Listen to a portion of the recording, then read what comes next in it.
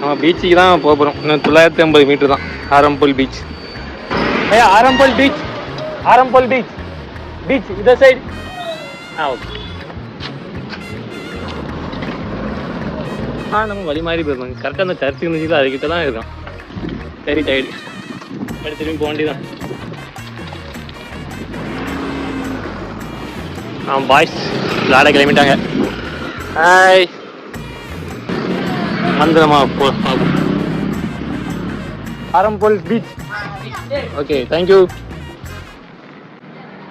நல்லா இறக்கமா இருக்கு. திருப்பி வரும்போது செத்தோமே. அடுத்தே இல்லை, அது பாட்டுக்கு போகுது. வரும்போது